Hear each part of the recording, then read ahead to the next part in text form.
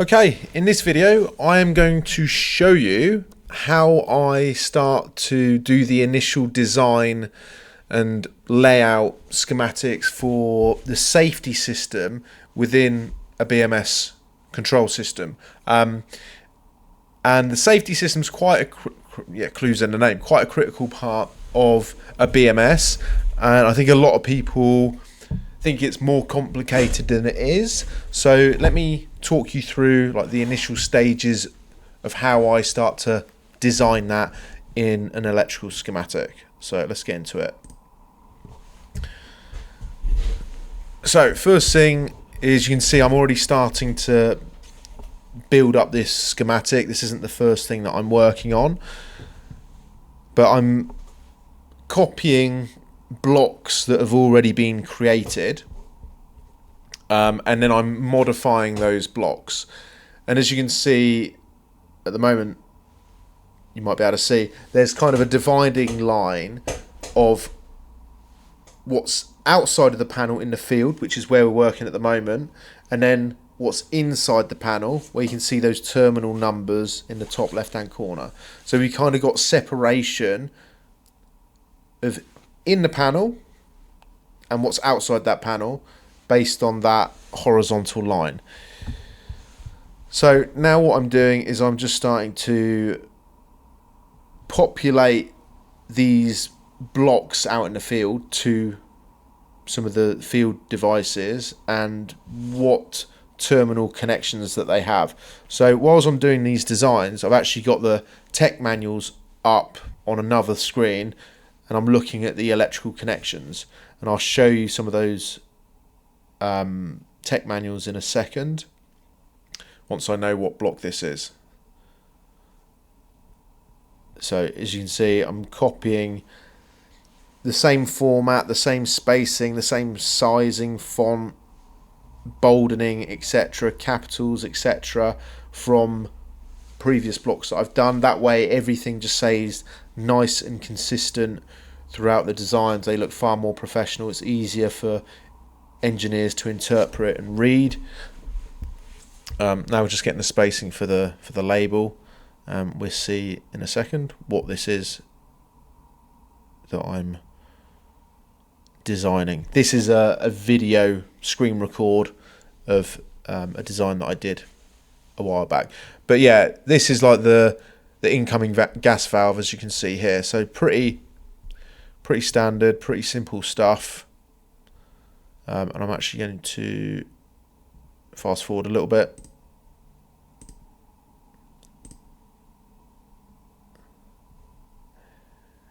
And now what you can see that I'm designing is an E-stop, if I remember correctly. So part of the E-stop circuit.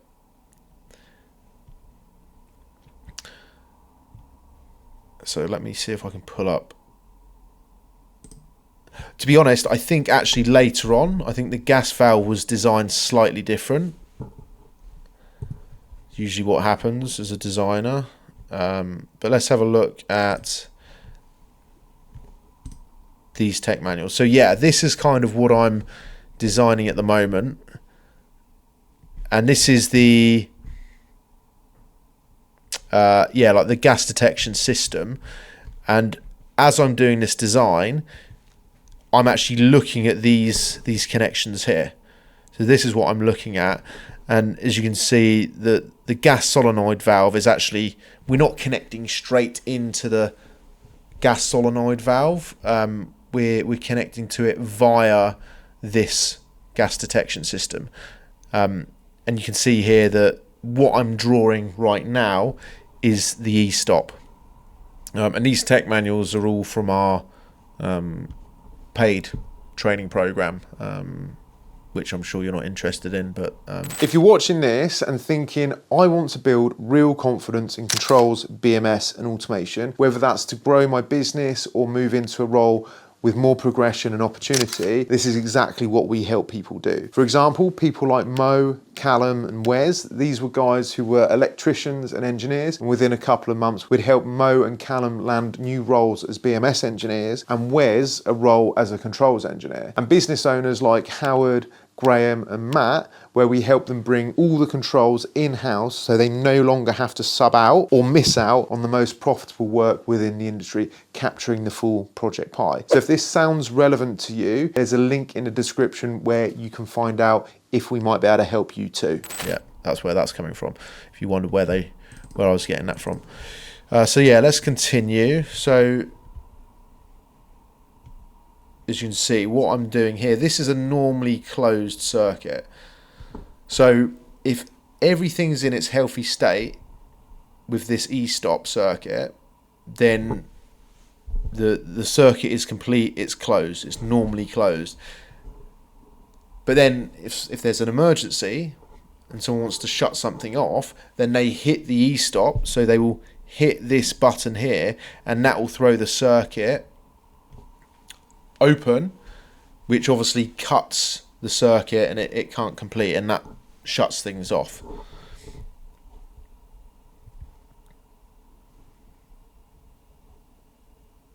So what am I doing now? Let's skip forward a little bit.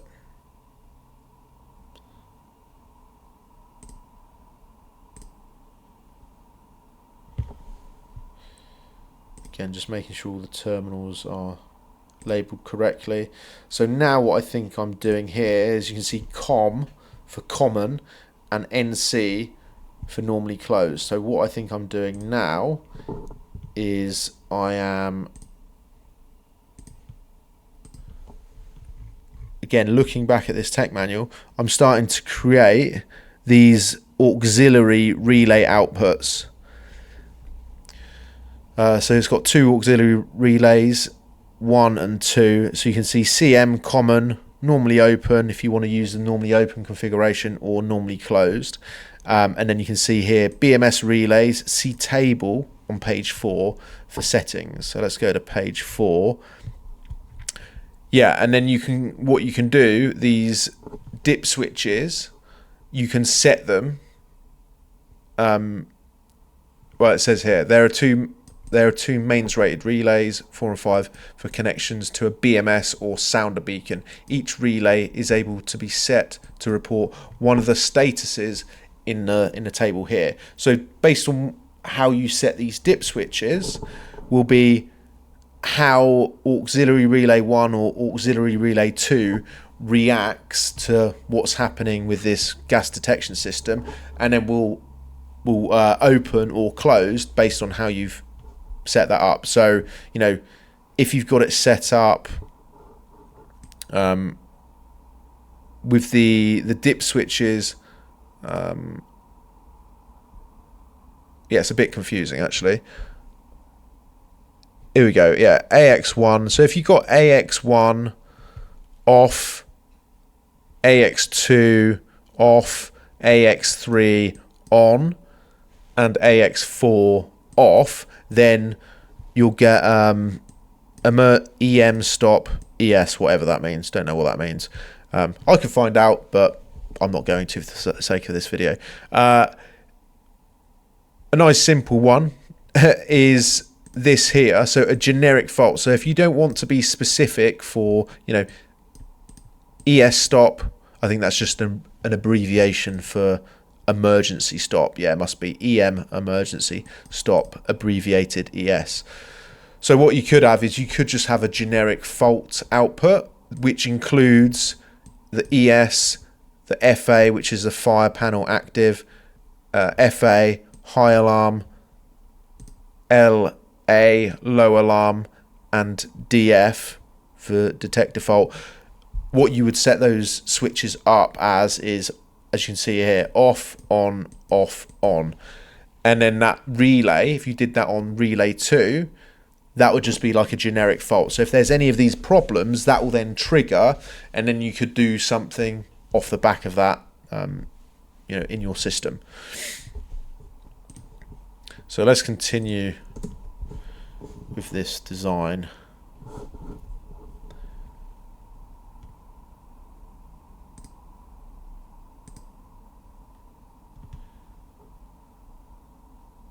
So this is the incoming.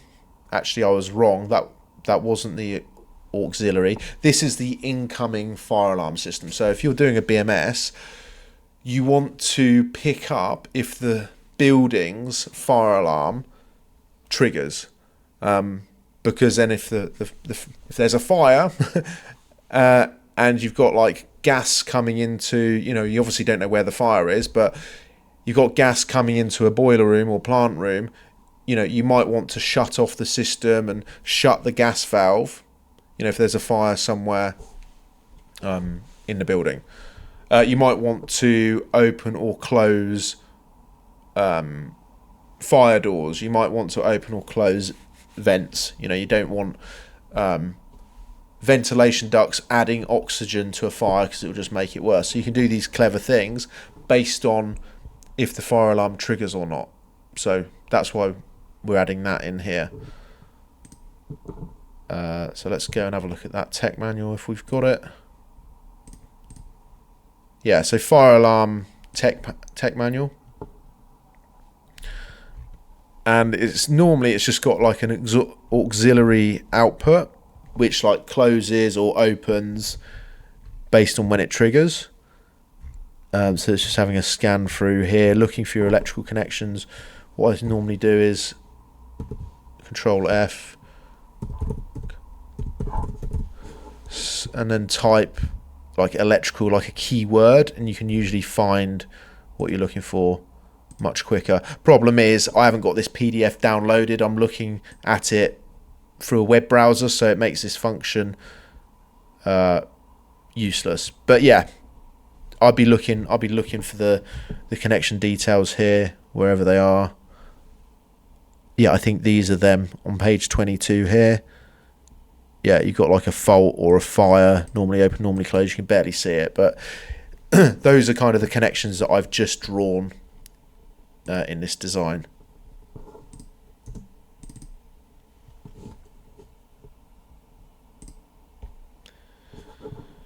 Cool, so now what we're doing is we are drawing the, what are they called?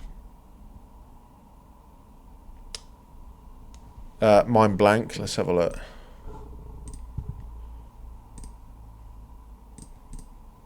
Yeah, the thermal links, here we go. So what I'm designing here are, again, normally closed connections, because you can see they're a bit like the emergency stop. They're in a normally closed configuration, and it's only when there's a problem do they open and cut the circuit. And you can see that we've got two in series here, and you'll see in a second as to why that is. But these are thermal links that you put above boilers, and you can see here these ones I've sourced from ECP, and you can see it's very simple. Basically they're just a straight through connector, and what happens is if it detects heat 72 degrees or above, then this thermal fuse will just blow, and that will then go to a normally open, or it will go to an open state because it's normally closed. So if there's a fire on the boiler, those will cut out. They will detect that, cut out, and then you can obviously close the gas valve, shut down the system, and put it into make the system safe. So that's kind of what those do, and it might be obvious now as to why we're doing two, because there's two boilers in this system.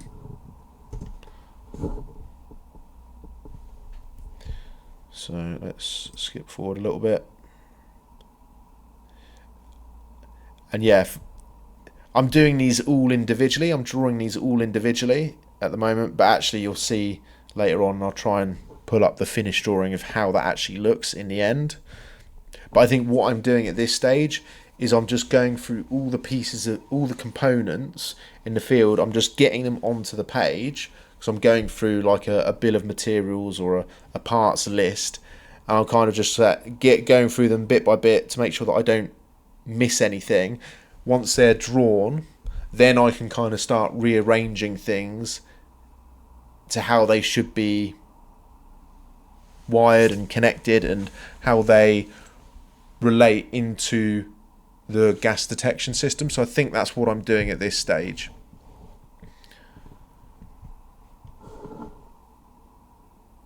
And here you go. So boiler 1, thermal link, or T/link.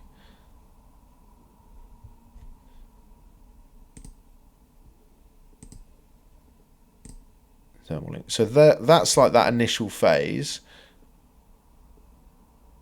Now let me try and dig out the drawing. Oh, of course I'll be able to dig out the drawing because it's in our training program here.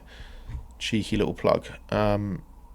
Yeah, so this is kind of the final finished drawing of what we were just going through.